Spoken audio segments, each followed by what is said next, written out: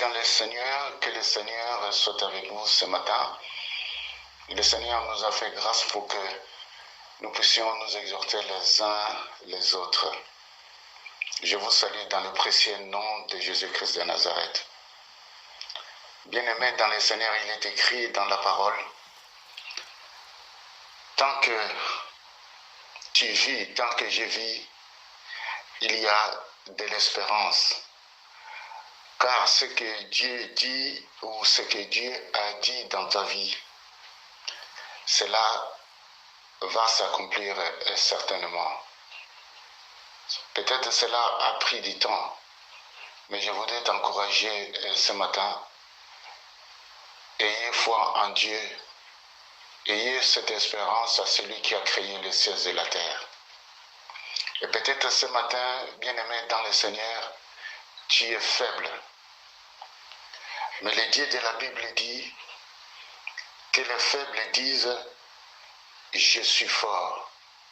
Sois fort et sois fortifié par Dieu comme Dieu a fortifié Josué lorsque il lui a donné le pouvoir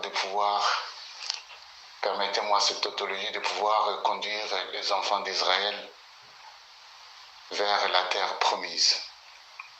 Et peut-être ce matin, tu traverses des tribulations, tu as peur. Mais le Dieu de la Bible me dit, nous n'avons pas un esprit de peur, mais nous avons un esprit d'amour, de force, et que cela te soit imputé, et ce matin, la victoire dans ta vie, que les doutes se dissipent et que la foi en notre Dieu entre dans ton cœur dans le nom de Jésus. Voilà pourquoi le thème pour ce matin, bien-aimé dans le Seigneur, et cela va nous fortifier. Ce thème est Dieu tient à sa parole. Dieu tient à sa parole. Je prie dans Romains chapitre 4, du 17e verset au 21e verset. Je lis dans le nom de Jésus, j'étais établi Père d'un grand nombre de nations. Il est notre Père devant celui auquel il a cru. Dieu qui donne la vie aux morts et qui appelle les choses qui ne sont point comme si elles étaient. Espérant contre toute espérance, il crie en sorte qu'il devint père d'un grand nombre de nations. On parle d'Abraham. Selon ce qui lui avait été dit, telle sera ta postérité. 19. Et sans faiblir dans la foi, il ne considéra point que son corps était déjà usé, puisqu'il avait près de 100 ans, et que Sarah n'était plus en état d'avoir des enfants. 20. Il ne doutant point, par incrédulité au sujet de la promesse de Dieu, Dieu lui fit fortifier par la foi, donnant gloire à Dieu. 21. Et ayant la pleine conviction que celui qu'il promet, il peut aussi les réaliser. Nous voyons ici l'exemple d'Abraham, et j'ai pris cet exemple également. Dieu lui avait dit dans la parole de Dieu, sors de ton pays, de ta patrie, de ta maison, et va dans le pays que je te montrerai.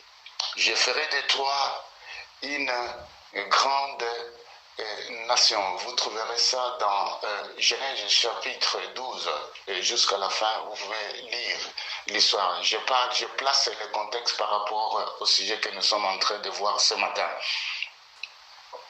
Nous voyons qu'Abraham a obéi à la promesse de Dieu. Et parce qu'il savait, Abraham, dans sa famille ou dans sa patrie, ils étaient idolâtres. Mais Dieu l'a appelé. C'est de la même manière que Dieu t'a appelé. Peut-être dans ta famille ou dans ma famille, il y avait des idolâtres. Mais Dieu tient à ses promesses par le fait qu'il t'a fait sortir de l'idolâtrie, il t'a fait sortir des choses du monde pour que tu puisses lui appartenir et que tu deviennes une nouvelle création. Car au travers de toi, au travers de moi, que nous puissions être une source de bénédiction pour notre famille, car la parole de Dieu dit, moi et ma famille, nous servirons l'Éternel. Le fait que tu sers l'Éternel, le fait que je sers l'Éternel, le Dieu de la Bible sauvera aussi ta famille. Au nom puissant de Jésus-Christ de Nazareth. Et parce que Abraham a crié aux promesses de Dieu, Abraham a crié au commandement de Dieu, car la parole de Dieu déclare l'obéissance vaut mieux que les sacrifices. Abraham est sorti sans pour autant réfléchir.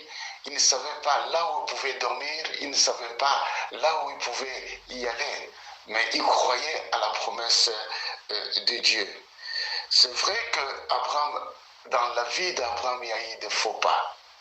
Dans la vie d'Abraham, il y a eu des choses qui ne pouvaient pas plaire à notre Dieu. C'est de la même manière pour toi et pour moi. Et peut-être nous passons des moments difficiles et nous sommes devenus rétrogrades. Mais nous voyons dans la vie d'Abraham, Dieu est apparu à Abraham pour le fortifier, Abraham de nouveau. Et notre Dieu qui est riche en bonté et en miséricorde est venu fortifier Abraham, lui disant, sois intègre, marche devant ma face, je suis le Dieu Tout-Puissant. En d'autres termes, il pouvait dire à Abraham, marche avec moi à l'heure actuelle. Je connais tes faiblesses, mais je suis venu te fortifier. Ayez foi en moi, et je suis le Dieu qui se suffit à moi-même. Les promesses que je t'ai faites lorsque tu as quitté ta patrie, lorsque tu as quitté ta famille, et ces promesses vont s'accomplir certainement. De la même manière, bien aimé, pour toi et pour moi, les promesses que Dieu t'a faites dans ta vie, quand bien même ces promesses durent, quand bien même ces promesses tardent, mais Dieu qui tient à sa parole, comme il a tenu parole à Abraham, Dieu accomplira ses promesses. Revenons maintenant au texte que nous venons de lire, le texte qui m'a touché véritablement, c'est au verset 19. Je prends cette version, la version Semeur. Il dit, bien qu'il considéra son corps, on parle d'Abraham, bien qu'il considéra son corps qui était comme mort, il avait presque 100 ans et celui de Sarah ne pouvait plus donner la vie. Sa foi ne faiblit pas, au contraire, loin de mettre en doute la promesse et de refuser de croire, il trouva sa force dans la foi en reconnaissant la grandeur de Dieu et en étant absolument persuadé que Dieu est capable d'accomplir ce qu'il a promis. Ce qui m'a touché le plus dans cette version, il a reconnu la grandeur de Dieu et il étant absolument persuadé. C'est de la même manière, nous voyons aussi David. David contre Goliath, tout le monde fuyait Goliath à cause de la grandeur de Dieu, à cause de sa taille. Mais David n'a pas regardé la taille de Goliath, David regarda la grandeur de Dieu. Alléluia. Il voyait Goliath comme une fourmi et David, le Dieu Tout-Puissant, comme un éléphant qui pouvait piétiner la fourmi. Bien-aimés dans le Seigneur, regardons à la grandeur de Dieu par rapport à nos circonstances. Regardons à la grandeur de Dieu. Lorsque nous regardons à la grandeur de Dieu, Dieu qui se suffit à lui-même, nous voyons que les doutes qui étaient dans nos cœurs va disparaître. Le doute qui est venu par la grande porte, le doute va disparaître par la fenêtre Et la foi de Dieu va venir par la grande porte et cette foi va s'établir dans notre vie. Et que cela soit ainsi dans ta vie. Nous ne regardons pas aux circonstances. Quand bien même peut-être notre foi est rétrograde à l'heure actuelle par rapport aux problèmes que tu es en train de subir. Mais je voudrais t'encourager ce matin. Le Dieu de la Bible, comme il a fortifié Abraham, Abraham qui est notre Père, le Père de la foi, Dieu aussi va te fortifier. Et Dieu va te dire, lève-toi, sois courageux. C'est moi le Dieu de la Bible. C'est moi le Dieu qui a créé les cieux et la terre et tout ce qui s'y trouve. Et ce Dieu-là ne ment jamais. Et ce Dieu-là tient à sa parole. Parce que la parole de Dieu est une cuirasse pour notre Père. Et cette parole ne rentre sans effet, sans pour autant qu'il puisse exécuter sa volonté et puisse accomplir ses desseins. Et que les desseins de Dieu s'accomplissent dans ta vie. Et que les desseins de Dieu par rapport à la promesse que Dieu t'a faite et que cela s'accomplira certainement. Soyez bénis dans le nom de Jésus ce matin. Amen.